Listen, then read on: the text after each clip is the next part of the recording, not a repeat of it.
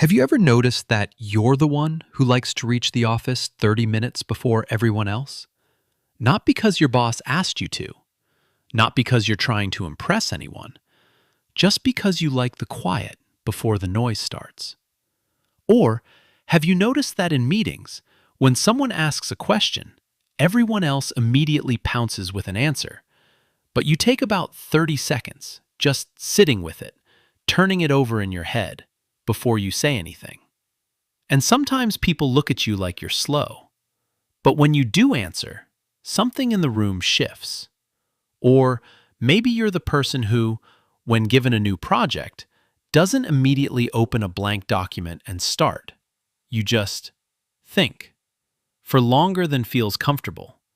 You're asking yourself, what's actually being asked here? What's the real problem?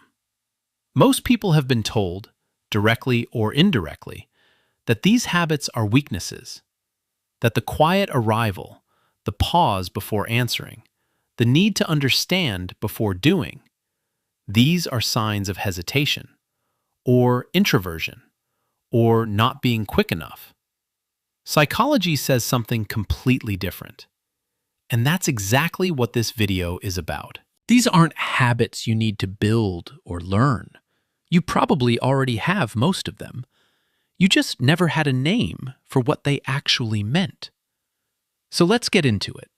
The everyday work habits that are actually signs of high intelligence. Most people, when given a task, just start doing it. They follow the instructions and move on. But highly intelligent people almost always pause first. They ask, why does this matter? What's the actual goal here? Is this even the right approach? This isn't procrastination or overthinking. Psychologists call it reflective thinking, the ability to step outside a task and evaluate it before executing it. Studies on problem solving consistently show that people who spend more time understanding a problem before solving it arrive at better solutions than those who dive straight in. If you're someone who instinctively questions the brief, challenges the method, or asks your manager to clarify the why behind a request, that's not difficult behavior. That's a hallmark of a sharp mind. This one drives high intelligence people absolutely crazy. You get invited to a meeting. No agenda, no pre-read, no clear outcome, and something in your brain starts resisting. Here's why that matters.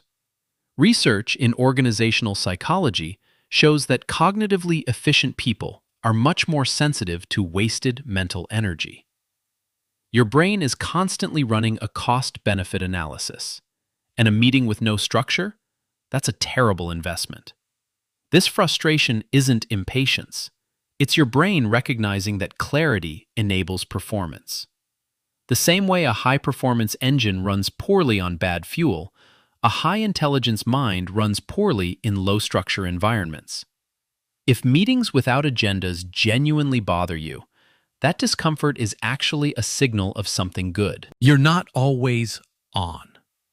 There are periods where you're almost unreachable, completely locked in, producing at a level that surprises even you. Then, there are other times where you struggle to focus at all. And you've probably wondered if something is wrong with you. Nothing is wrong with you. This is called ultradian rhythm, the natural cognitive cycle your brain runs on, roughly 90 to 120 minutes of high focus, followed by a recovery dip. Neuroscientist Andrew Huberman and researchers at Harvard have both documented how high-performing brains tend to sync more naturally with these cycles rather than the artificial 9-to-5 steady output model. The people who seem to work all the time aren't outperforming you. They're producing steadily mediocre work across a long timeline. The person who disappears for 90 minutes and comes back with something brilliant, that's a different cognitive strategy entirely. If you've always worked in bursts and felt guilty about it, stop.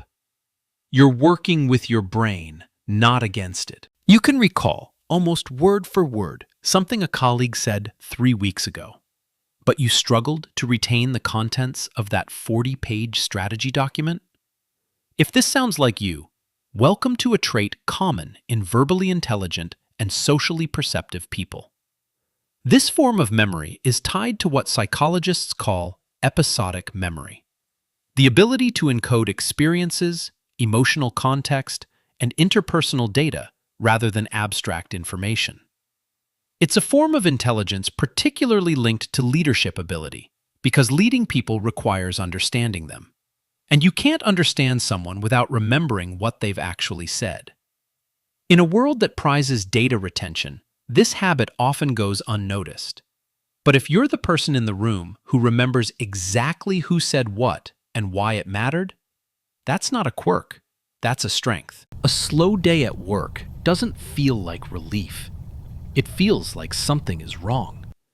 You start looking for problems to solve, ways to improve something, questions to dig into. You cannot simply coast.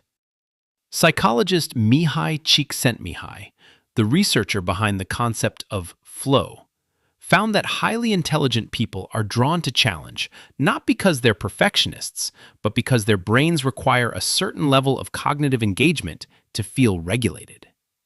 Easy work literally understimulates them. If quiet days make you restless, if you find yourself reorganizing systems nobody asked you to fix, or taking on extra complexity just to stay engaged, that's your brain telling you its capacity is being underused. That's not a problem, that's data. Someone explains a complicated process, and before they've finished, you've already found a simpler way to say it.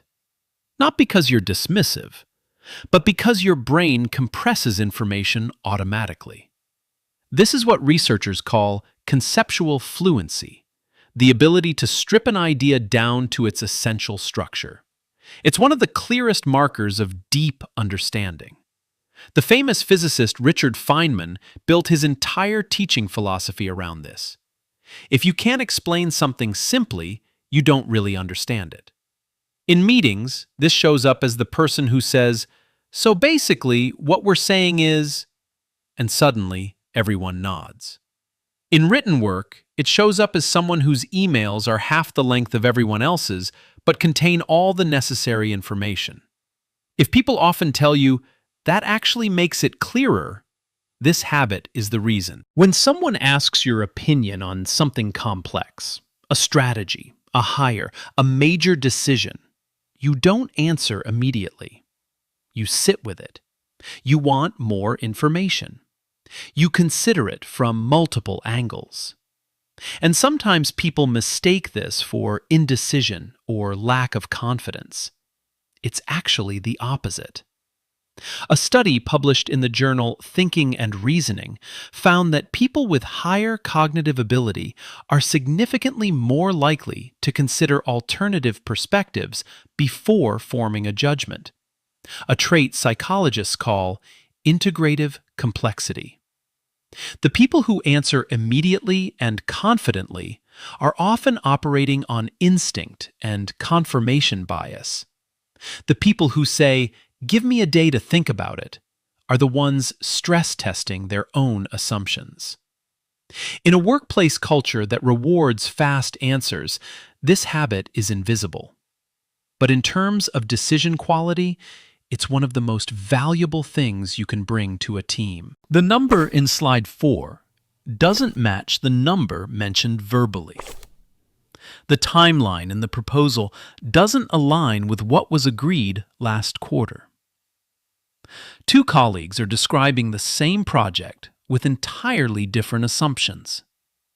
You catch it. Nobody else does. This is pattern recognition, one of the core components of fluid intelligence, which is the ability to reason, identify connections, and detect anomalies in new information. People with high fluid intelligence scan incoming data automatically for logical gaps and contradictions. In team settings, this habit often makes you the quality control layer, the person who stops a project going in the wrong direction before it's too late. It's a habit that tends to be quietly invaluable and loudly underappreciated. If people have ever said, "Good catch," to you more than most, you know what this is about. Here's what all 8 of these habits have in common. None of them look like traditional intelligence from the outside. They don't show up in performance reviews. They don't get rewarded in meetings. They often get mislabeled as difficult, slow, restless, or overly critical. But psychology is consistent on this. Intelligence doesn't look like the fastest answer in the room. It looks like the person asking the right question. It looks like the one who arrives early because the quiet matters. Who pauses before answering because the answer matters. Who remembers what was said because the people matter. If you recognized yourself in most of these habits, you now have a name for something you've always known about yourself. And if this kind of psychology-backed career content is useful to you, there's a lot more on this channel. Subscribe, and we'll keep going.